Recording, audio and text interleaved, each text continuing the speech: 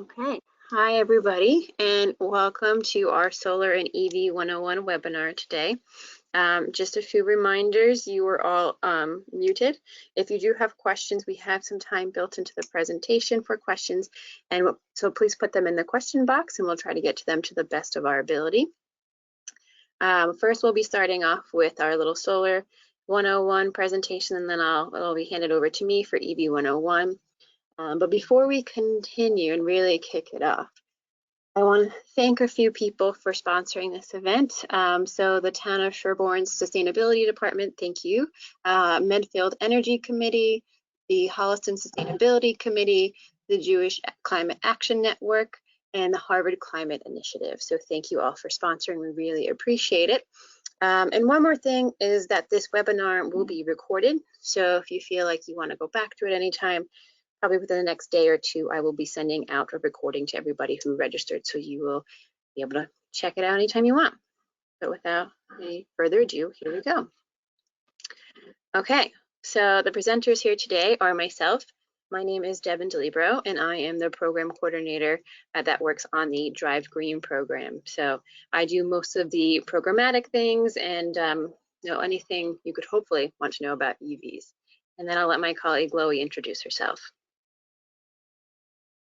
Hello, everybody. I am the membership coordinator here at Green Energy Consumers, and I wear many hats, including being the solar staffer and the energy efficiency staffer and the heat pump staffer. So I'm happy to answer questions about any of those things, as well as our heating oil program, which I manage. No more ado. You want to go to the next slide, Devin? Of course. So Green Energy Consumers Alliance, we've been around since 1982.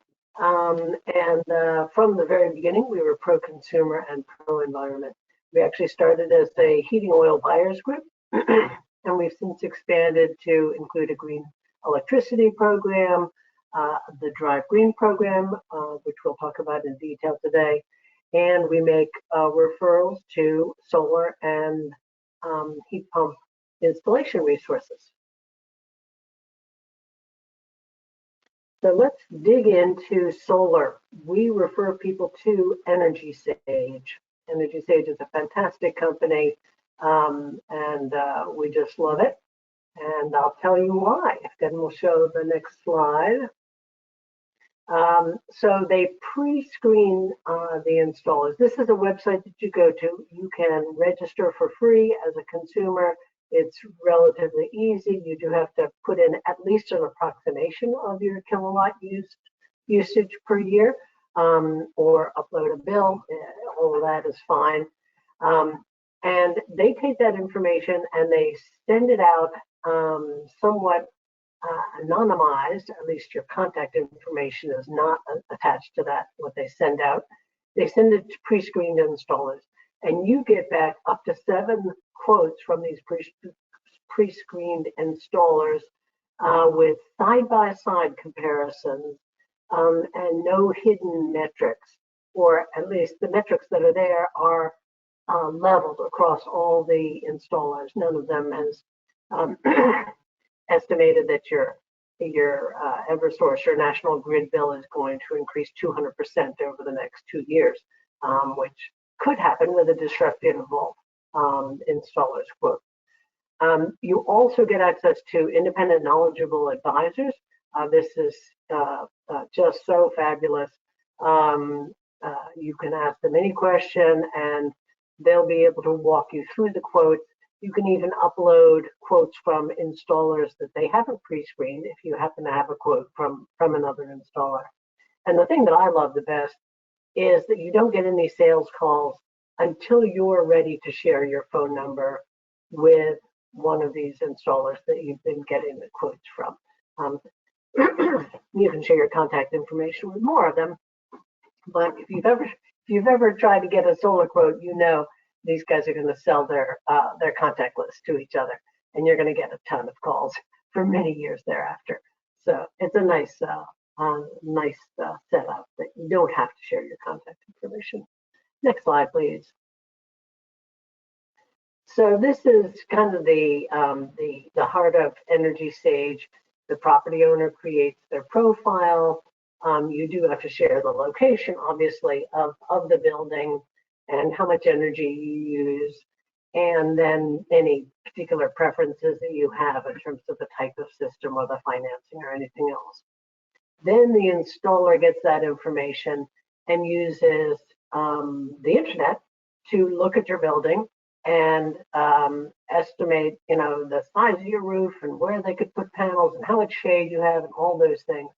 And they submit those custom quotes to you. And then you get to look at those quotes side by side, all in the same format, all answering the same questions, and you get the live decision support from the solar advisors. So it really is a fantastic thing. And it's so good that the United States Department of Energy has helped support Energy Sage, and Mass Clean Energy Center has helped support Energy Sage. It's a for-profit company. They make their money by putting a surcharge on the installers themselves.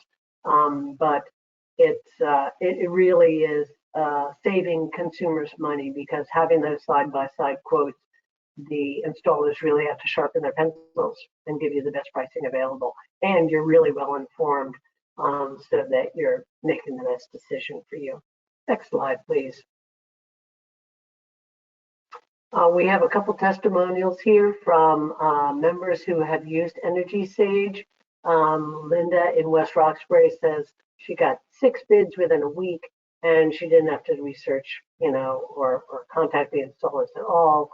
And she really loved that the bids all came in a common format, so that she wasn't scrambling to try to compare these widely disparate presentations of information. Next slide, please. And Brian in North Kingstown, Rhode Island, loves the fact that Energy Sage allowed him to upload a quote that he hadn't received through Energy Sage, and he was able to compare that to installers who are giving him quotes from Energy Sage. And the energy advisors were really helpful. He felt that they were, not trying to steer him one way or another, but really asking him, what's most important to you? Is the highest efficiency panel more important, or the best customer service rating from the company? They could talk about all of those factors. Again, why we love Energy Sage. Next slide, please. And then a couple slides here we have on how to connect your solar power to your EV.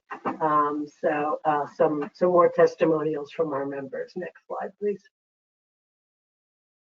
So Rod in Woonsocket, Rhode Island, started out by installing solar first, then got the Tesla Model 3. And even with charging his car at home, his annual electric bill is only under $100. And he notes that National Grid, and I think this is true of Eversource as well, put a size limit on the solar installation based on your electricity use pattern. So it's best to install the solar a year or two after getting your electric vehicle, so that the EV use is baked into that sizing calculation, so you can get the maximum rebate for the largest solar system that you can get. And the next slide, please. So Mike in Hull, Massachusetts, installed solar, got a Chevy Volt, and his electric bill is under $250. He's also using a heat pump.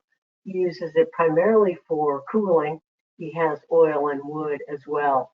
And as he noted, anecdotally, before getting the solar panels, he was paying $300, $400 a month for his electricity in winter, and that the gasoline was for his car was about $800 a year. So he calculates he's saving $3,000 a year between the gasoline and the electricity.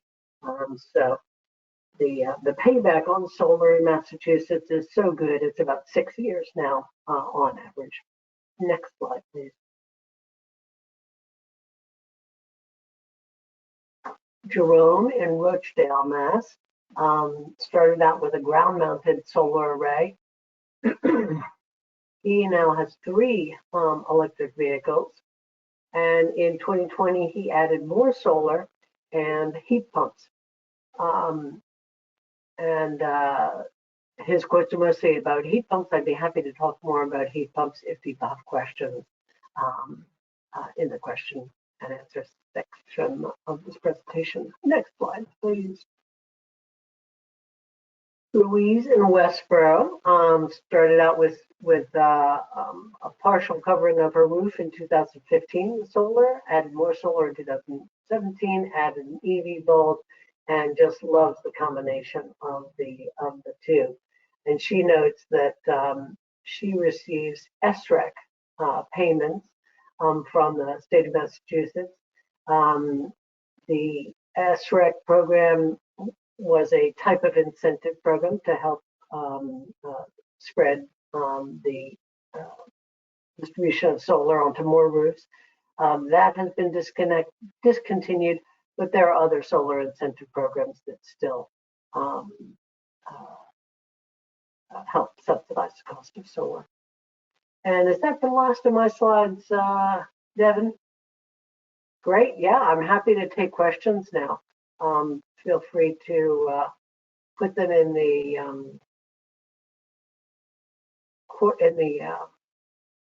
question box. Oh, Devin, I don't have access to the question box, so I can only get to. So. Okay, I will read them to you, Loie. Thank you. So Dorothea asks, is there a limit of 10 kilowatts per house? I don't happen to know that. 10 kilowatts would certainly be a large system for a residential home. And I believe you're correct that there is a limit because they treat residential units separate from commercial units. But I don't happen to know that particular one. If you send me an email, Dorothy, I'd be happy to help you find that answer to that question. My email will be at the end of the slides, I believe, but it's Loie, L-O-I-E, at greenenergyconsumers.org. Next question. Okay, hold on. Hold on, Loie, 1 second. Sure. Okay. Is there any indication that the federal solar rebate might be extended into 2022 and beyond?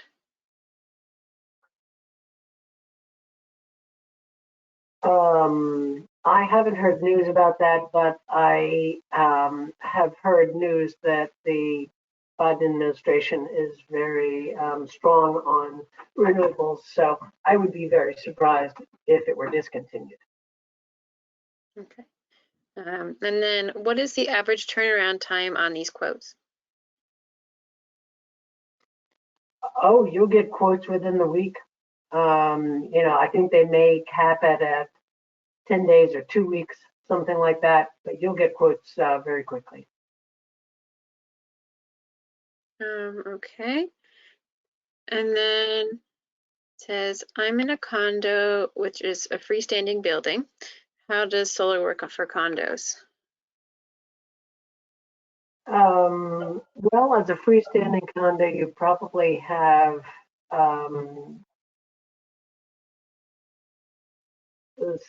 some autonomy, some greater autonomy than somebody with a shared roof in a condo association. There is a wonderful guide created by the state of Massachusetts for installing or the process of getting to the place of being able to install solar in a condominium. And I can send that to you, or you can easily find it by searching Massachusetts condominium or solar for Massachusetts condominium. Chloe. He Yep. says the condo association owns the roof. Okay, yep. Well, in any condo association, generally you have to persuade the condo board to permit the installation of solar, and there often has to be some document that ensures who will pay for the roof if an installer, drives a, a sharp implement through the roof or something like that. If the installation damages the roof, there needs to be some insurance provision. So that you kind of need to work on, and the removal of the solar panels at the end of their lifetime. So what's the provision for removing solar panels 20-year mark or the 30-year mark, whenever they become not viable? So things like that need to be covered in the condo docs. Okay. Does anybody have any more solar related questions before we move on with the EV presentation? I'll give you a couple seconds to reply.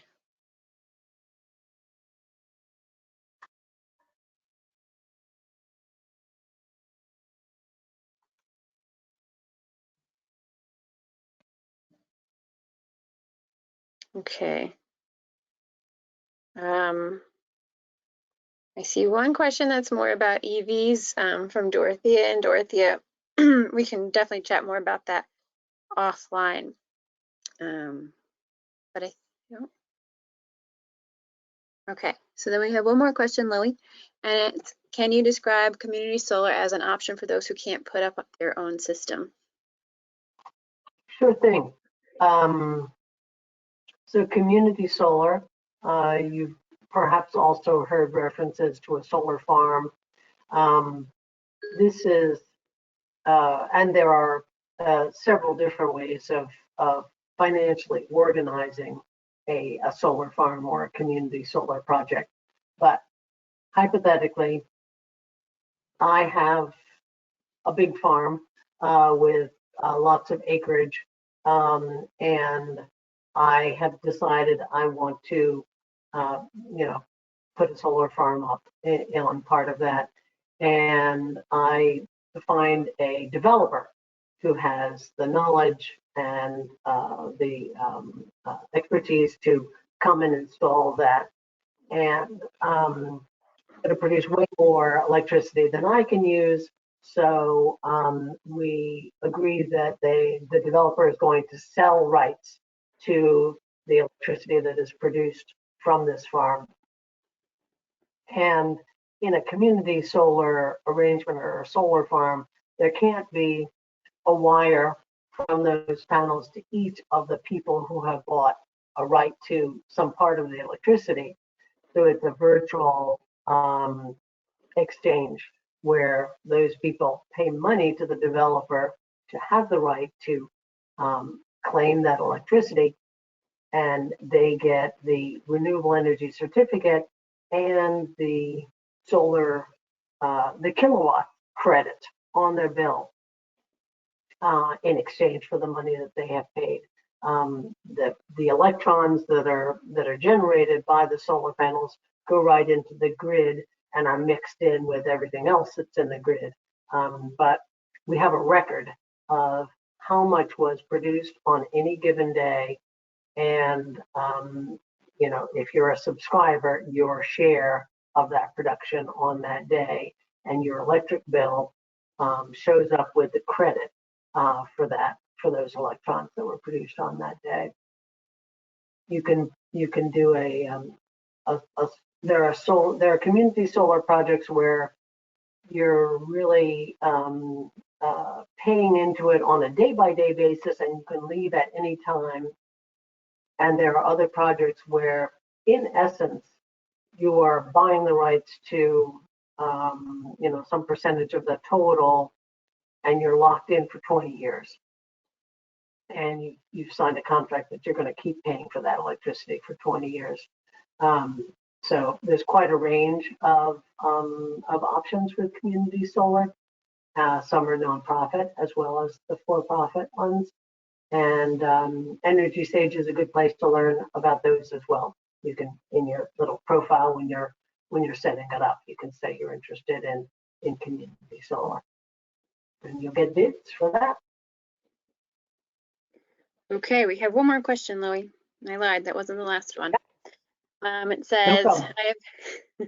it says, I have heard that adding to home solar system is not possible, but you make it sound like it is possible. Can you comment? Yeah, it depends. It totally depends on what was done the first time and what you want to do the second time. But you can definitely have two, in a sense, separate arrays on your roof that are created at different times, even for different purposes. Wiring different things, potentially wiring different things. I think they may all have to go in through the same electric account. But yeah, I think it's harder to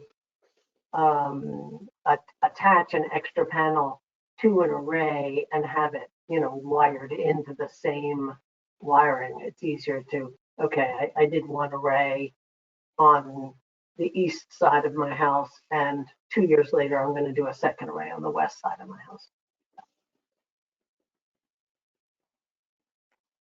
Okay, I think that is it for solar questions for now. That was nice and quick and easy. So I'm going to move on to EV 101. But of course, I just want to let you all know, if you do have any more questions that you think of during my presentation that are related to solar, feel free to also just keep putting them in the chat box, in the question box, and we'll get to it at the end of the presentation. We have a lot of time built in at the end, so fear not. I'm just going to turn on the camera because I have a weak internet signal here, so it'll make it easier for me to continue to hear you all. Great, and I'm going to turn mine on so you can see me. Okay, so this is Electric Vehicles 101. Just a reminder, my name is Devin, and I am the program coordinator on the Drive Green program. So just before we kick it off, we started the Drive Green program back in the fall of 2016, and we started it in kind of like a twofold way. So one is that we really want to educate people about electric vehicles. So any kind of question that you want to ask about electric vehicles, we try to make sure that we have that information up on our website. We also host webinars like what we're doing tonight. We host in-person events pre-COVID and hopefully sooner rather than later. And then, we do a lot of different networking opportunities. Like we have a Drive Green community Facebook group and a newsletter and things of that nature. So that's the educational part of the program. And the idea is, once you've educated yourself about electric vehicles and you know that you want one, excuse me, we have a way for you to go and then buy one through the website. So we have what's called our test drive portal. In our test drive portal, you'll see a bunch of different dealerships that are members of the program. And by becoming members, they agree to post fixed monthly discounts on our website. So you can get the Drive Green discount if you go to our website and sign up there. I will reiterate, if you want the Drive Green discount, you do have to sign up for a test drive. Otherwise, I can't fight for you and make sure you do get that discount. So just know that. We have sold, I just looked at our most recent count, over 900 vehicles through this program since late 2016. So I feel like that's pretty impressive, and we've done a really good job if I don't toot my own horn or anything. So that's the crux of the program itself. But you might be thinking, why did we choose electric vehicles? Well, for many different reasons. One of them is that they are, personal driven vehicles are one of the biggest emitters of CO2 emissions. So, for example, a gas-powered car, your typical gas-powered car in New England emits 381 grams of CO2 per mile, which is just insane. A plug-in hybrid is a little bit better, and that's a car that has, you know, some electric range and then a gas backup. That gets about 176 grams of CO2 emissions per mile. And then you have your battery electric vehicle, and those emit only 96 grams of CO2 emissions per mile. And those are just pure battery, no gas, no nothing. So that is probably the best option out there. But wait, there's more. I wouldn't be doing my job if I didn't put a plug-in for one of our other programs. So our executive director likes to say that if you sign up for a green powered program, your battery electric vehicle will run on the wind. So there's really no emissions. But that's just a shameless little plug. Just to even go further with the emissions part. So you'll see on the left-hand side, in 2018, the city of Boston's emissions were quite substantial in the transportation sector. They're 29.1% of Boston's emissions. So that's pretty significant. And we really want to get that down.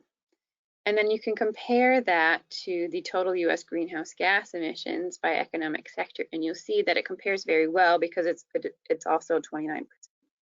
So we really want to get that down. Oops. Okay, so believe it or not, and I'm sure you do, you already know that, you know, gas-powered cars are a public health threat. When you have an electric vehicle, you have no tailpipe emissions if it's battery electric, and less tailpipe emissions if it's a plug-in hybrid. This is really great when you're driving around town because you're not leaving a trail of emissions in your wake and contributing to the public health crisis. Because when you breathe in those particulates, you have a lot of like lung and other kind of like respiratory issues that can not only lead to asthma, or they can just have severe consequences on people's health. And they are cleaner, electric vehicles are cleaner, even if you take electricity generation into account. So the grid is getting cleaner and cleaner every year. Massachusetts and Rhode Island both have renewable energy standards, excuse me, where the utility is required to increase the electricity, the green component of the electricity every year. Okay, and then one further point on this slide is that electrification could save New England $2.2 billion in avoided health costs by 2050, according to the American Lung Association. So that's all those respiratory illnesses I alluded to just a little while ago. And honestly, EVs are just far more efficient than their gas-powered counterparts. So gas-powered cars can burn only about 17 to 21% of the available energy into gasoline into kinetic energy or motion, whereas electric vehicles efficiency is closer to 60 to 77%. So what does that actually mean?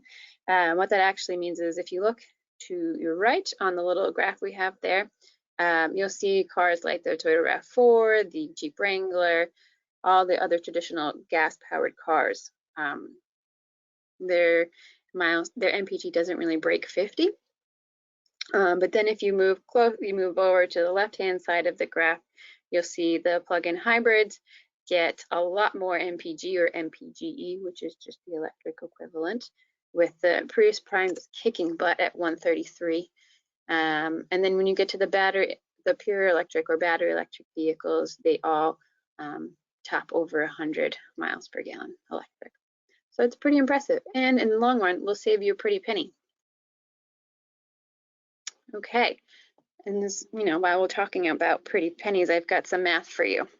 So the average New England driver will save 3.6 cents per mile if they drive on electricity versus gasoline, which is the equivalent of $428 a year or $36 a month.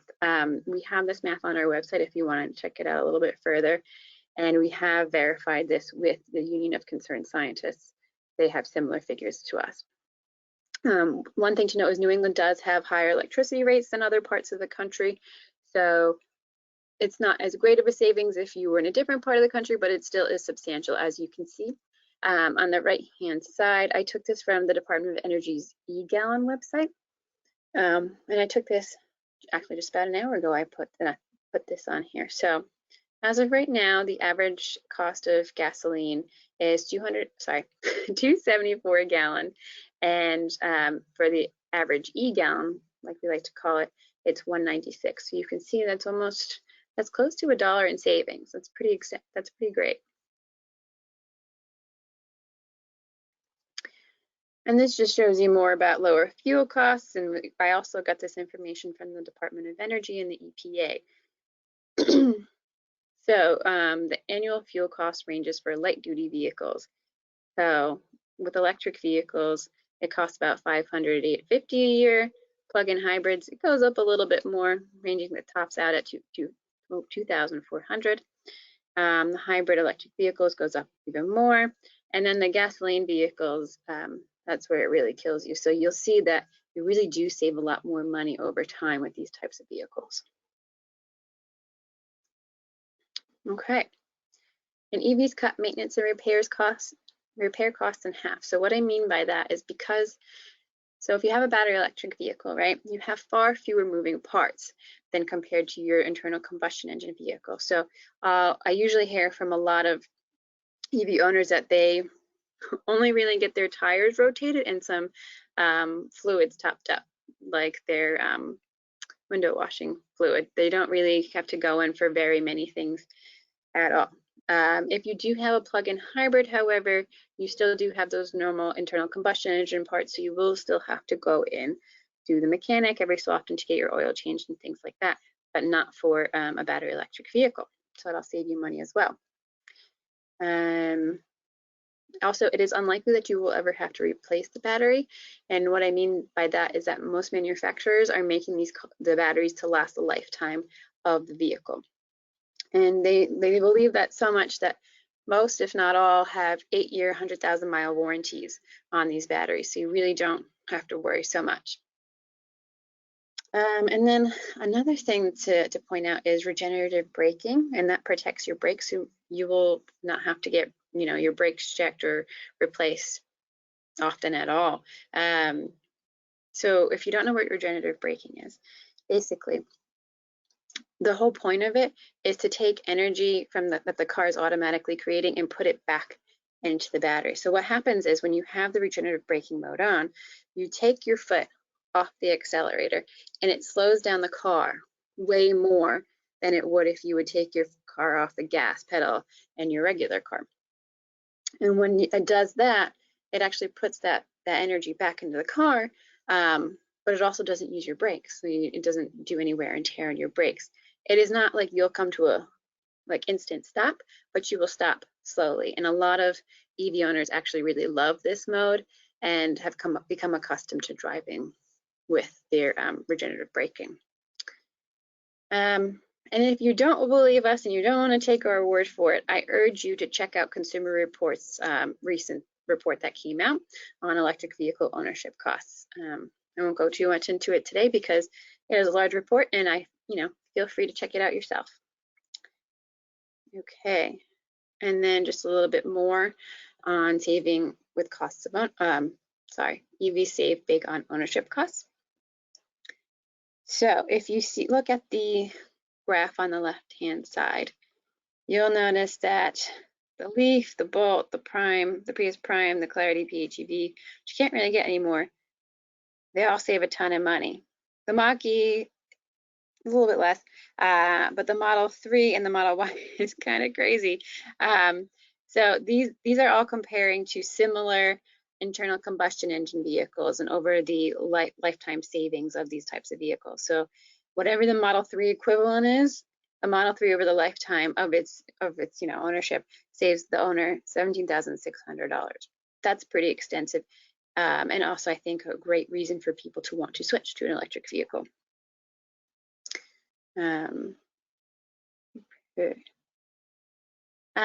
And plus they're really fun to drive. These are all pictures of our EV owners. They love their cars. They love how fast they can go.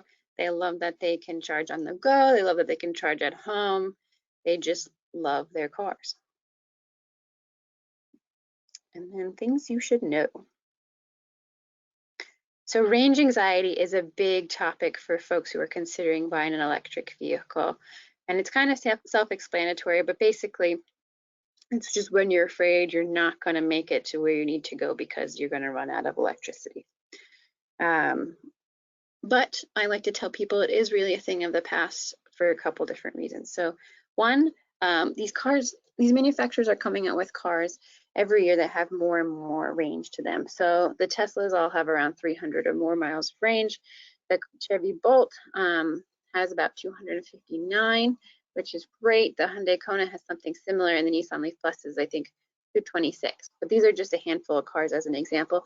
A lot of cars actually are getting more and more as they're coming out. This year, I think there's a few different models that have around 300 miles of range. And then if you're really still nervous about it and you're like, oh, I don't know, I kind of need like a gateway car, so to speak, you can get a plug-in hybrid and like a Chevy Volt or a BMW i3 or Chrysler Pacifica or Prius Prime, or even a Toyota RAV4, which is something I have my eye on. So basically you can just, you know, use your electric range as you need to, and then rely on your gas as backup, especially if you want to go on like a road trip or what have you. But do know that I know plenty of people who own battery electric vehicles who go on road trips no problem. So it's really nothing to worry about. And also infrastructure keeps getting built out. And so you really have things like a better route planner or like charge point or plug share that can allow you to charge your car quickly on the go or just easily on the go.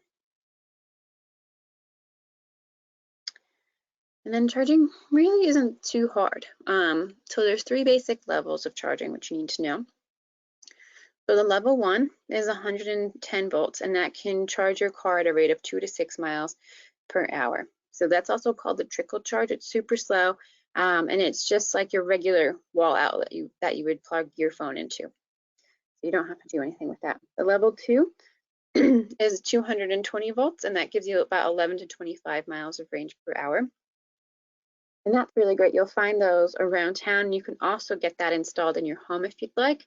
We do have a charging guide on our website, and it costs around $1,000 with the equipment and the actual installation. And just for those who don't know, 220 volts is like the same kind of volt you use for your washer and dryer. And then there is something called DC fast charging. Some folks call it level 3, but it's usually called DC fast charging. And generally speaking, it can charge your car from like 10 to 80% in about 30 minutes. So this example is actually for a Bolt. So in 30 minutes of charge, you can get about 90 miles. And then there are the different plug types to talk about. So level 1 and level 2 have the same type of plug. You don't have to worry about it. It's called the J1772. You'll see it here on the top right-hand corner of your screen. The DC fast charging is a little bit different. So you have the J1772 combo, which you see on the right, and the Chatham plug, which you also see on the right. The J1772 combo is the one that's used by American and European manufacturers like like Chevy or Chrysler, basically anything that you would think is American or European. The Chatham is used by a lot of different Asian manufacturers, but they're actually starting to phase those out as newer models come in because they've realized that the American market is more towards the J1772 combo. So for example, Nissan, the Leaf currently has the Chatham, but I've heard word that their new Aria, which is the next electric vehicle model that they're coming out with, is actually going to be J1772 combo for DC fast charging.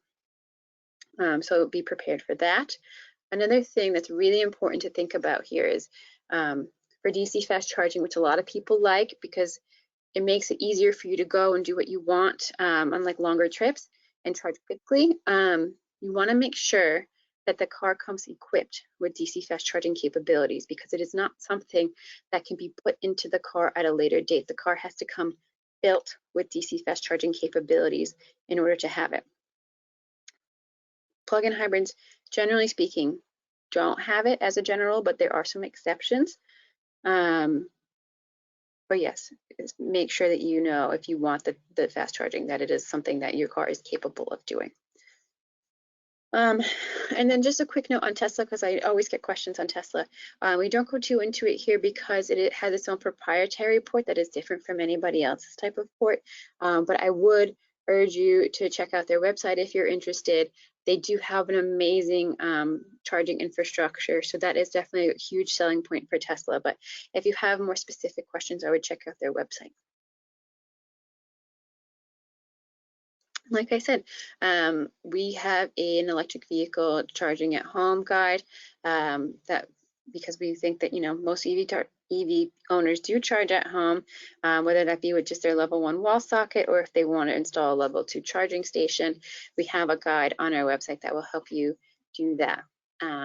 Also, something of note is if you do have an electric vehicle or are thinking about getting one and you think that a level 2 charger is for you, you want to make sure that you get that done before the end of the year, excuse me, because there is a federal tax incentive of, I think, about 30% or up to $1,000 or something like that for people who install these units in their home. So be aware of that. And you can charge on the go.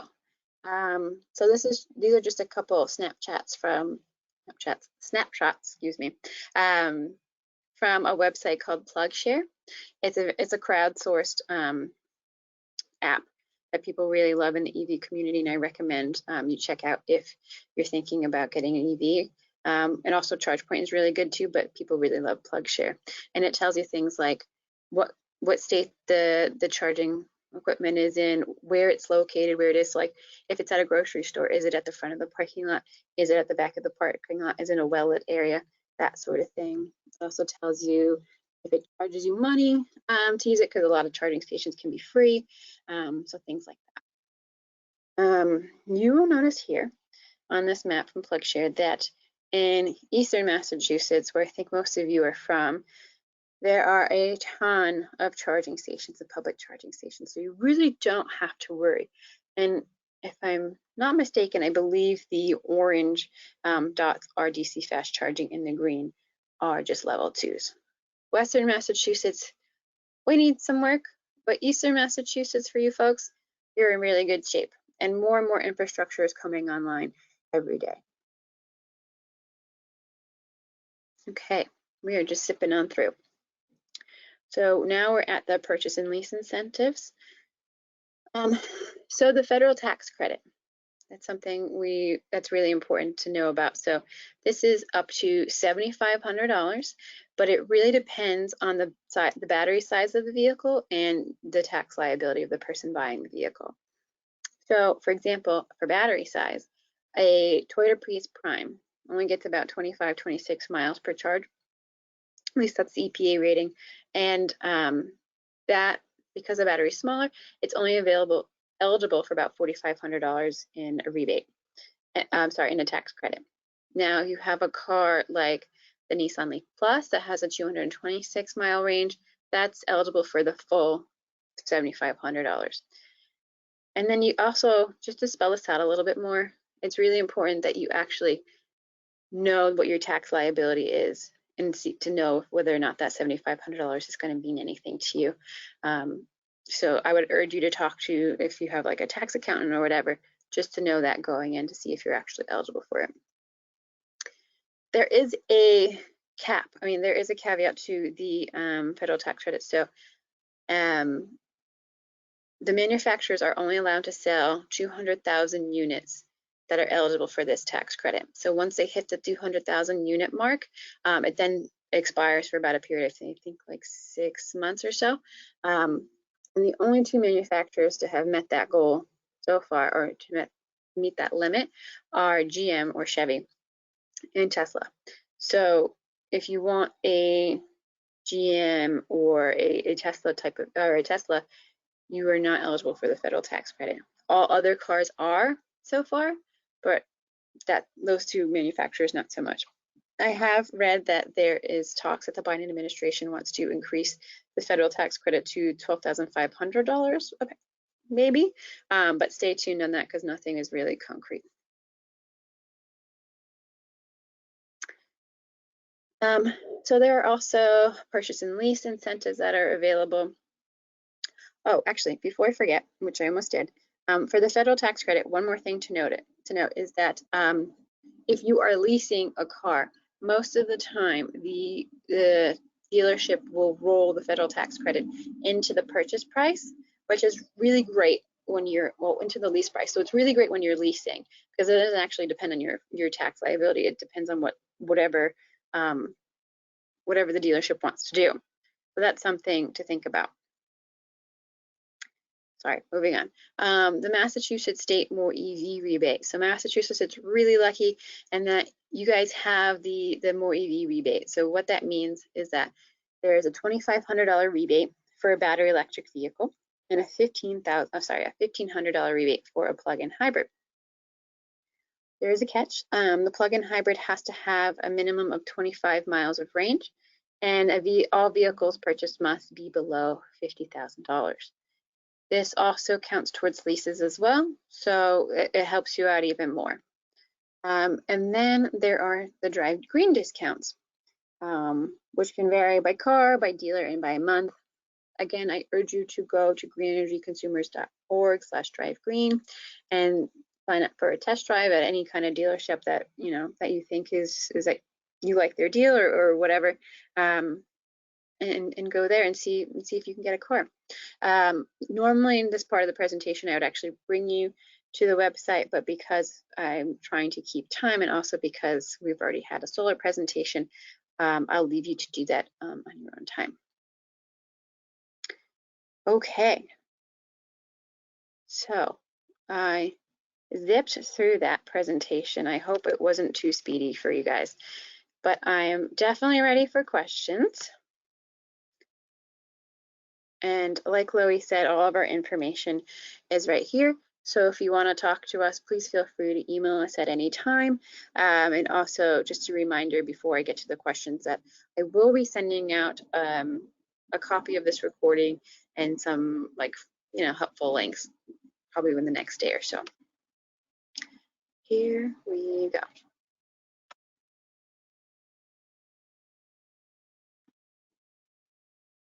Okay, so I have one question. It says, doesn't the benefit of EVs to the environment depend on how the electricity is generated? If electricity is not from renewable sources, what does that mean for comparison? So quickly, EVs are better for the environment even if the electricity is generated, the electricity that it uses is not green because it's not emitting tailpipe emissions, so it's not directly causing emissions to go on into its environment. I will say again that in New England, at least in Massachusetts, that's not so much of an issue because our mix keeps getting greener and greener every year, especially with the renewable energy standard. And I don't know who's on this call basically, but there are things in place in a lot of communities in Massachusetts called green municipal aggregation, or I think it's called community choice aggregation in Massachusetts, where basically communities opt and they put their electricity out to bid and then opt to green more of their electricity than normal. So you might be part of one of those communities already.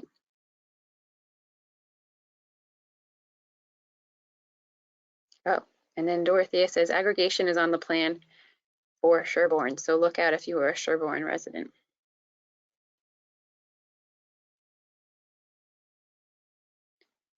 And then someone asks if there are conversion plugs for DC fast charging.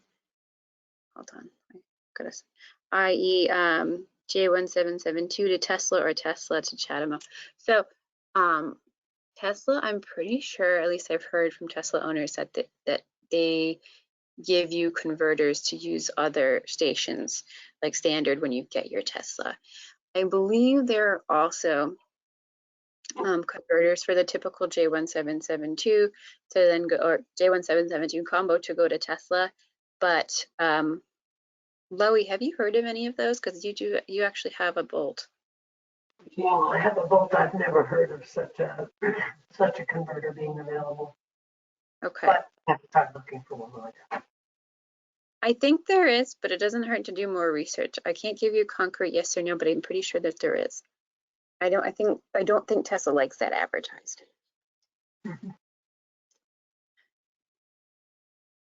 Oh, and then someone says, I don't work for Tesla. However, each Tesla comes with a J1772 adapter at no additional charge according to their website. And then someone asks, are you aware of any programs for e-bikes for first / last mile commutes? I don't work in micromobility, so I don't actually know of any programs that are for e-bikes. But if you follow up with me through email, I can try to ask some colleagues and poke to see if they know anything. Yeah, our colleague Phil bought 2 e-bikes recently in the last year, so he would know if there's such a rebate in Massachusetts, probably. Yeah. And then this one is, when you go back to solar, any info on roof tiles that are solar? So I do know that Tesla does solar roof tiles, but Loie, I'll let you take it away. Yeah, you can see a review of the Tesla roof tiles and other brands of solar roof tiles on the Energy Sage website. Just another example of why we love them. They have wonderful news articles about all sorts of things like that. The basics that I've heard is that they're not there yet, that the efficacy is not as high as a regular panel. But it's been quite a while since I have done any reading on the topic. So I recommend going to Energy Sage to start your research on solar tiles. Okay. Hold on. One more question.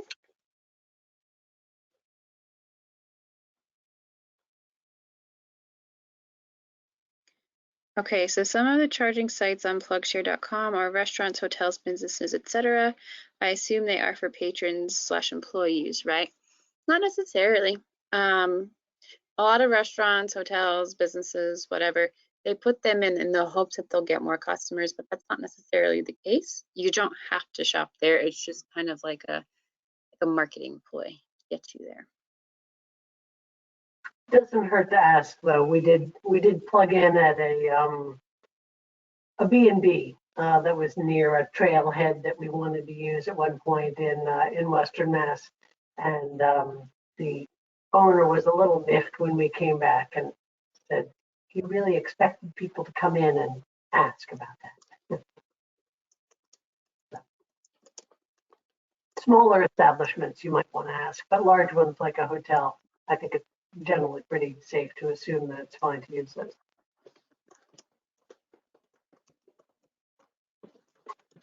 Okay.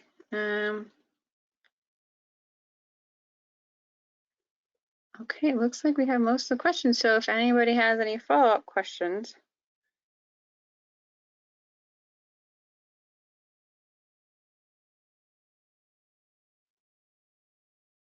I'll just note on the range anxiety, the amount of range that you get in an electric vehicle depends a great deal on the outside weather, the driving conditions in terms of mountains or not, etc.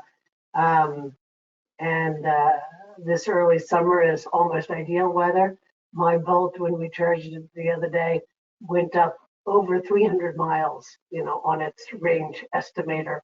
And we got all the way from Boston to New Haven without, I think we had barely gotten down to the halfway mark on our battery. So.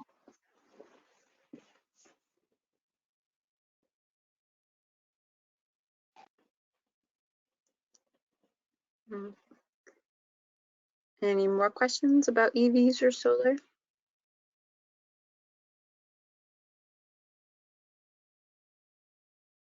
Okay, I actually have a request from one of our organizers, and I was going to send it out in an email, but I figured we're all here now. So her question is if any of you would be interested in attending an EV event like a ride and drive or anything like that by any of the sponsoring communities. So if you could just say like yes in the question box and let us know, that would be fantastic, or no.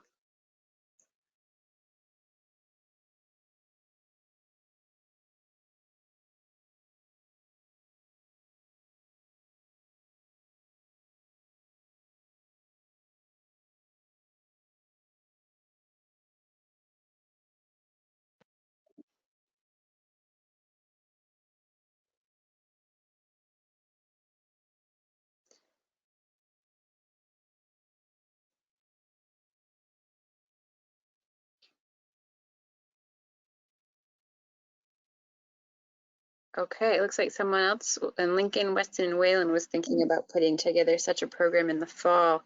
That's great. I hope it's for National Drive Electric Week, because those events are really, really fun. Okay, so far I have 3 yeses and 1 no. But any other questions tonight? Feel free.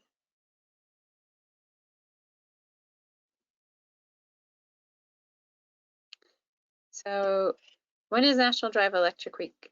It is the end of September, and then it rolls into the beginning of October. Oh, sorry, the question that I asked earlier is whether or not you would be interested in attending an electric vehicle event, whether that be like a ride and drive or like a stationary event with electric vehicles.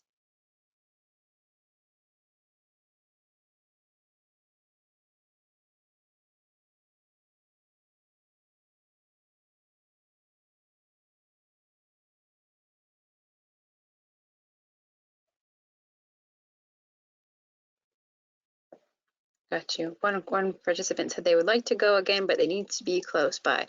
I feel you. As a Rhode Islander, I don't like to drive very far either.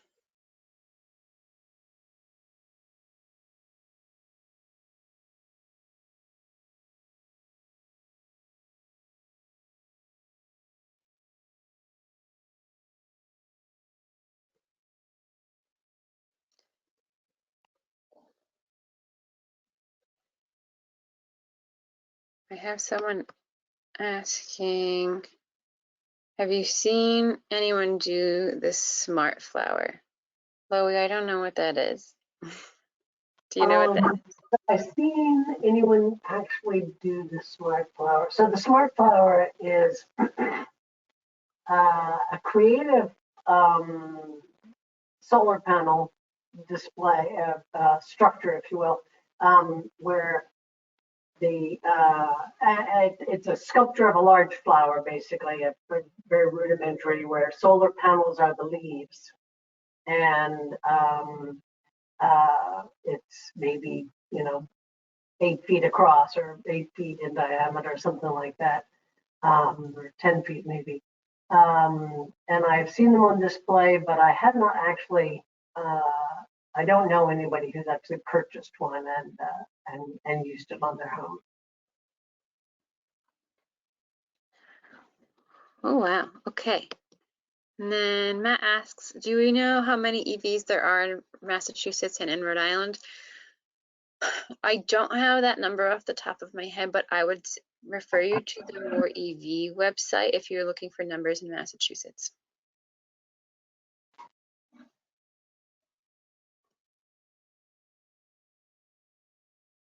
And someone's saying the Neshoba Valley Climate Coalition proposed a date for an EV auto innovation show, tentative July 28th at Kimball Farm. So anybody who's interested. And Loie, the person who asked about the sunflower said, I think 16 feet in diameter. Wow. She says it opens and closes and follows the sun. Seems interesting, but haven't seen any in action.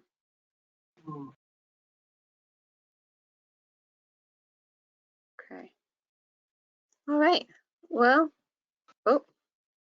the date for the show, hold on, is tentatively July 28th at Kimball Farm.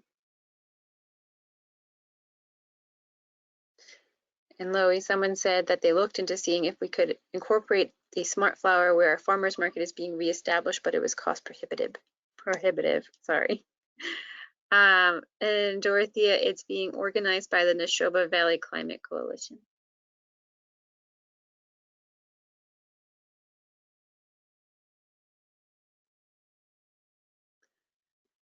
Okay, I think that's it for questions. I want to thank everybody who attended. I really appreciate your time and all of your questions. I hope that we were able to, make it a little less scary and answer any and all of your questions.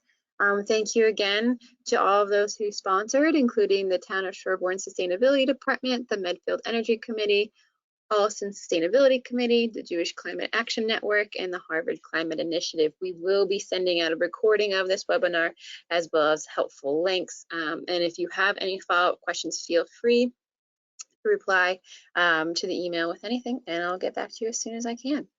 But thank you again, and have a great night, everybody. Thanks. Bye-bye all.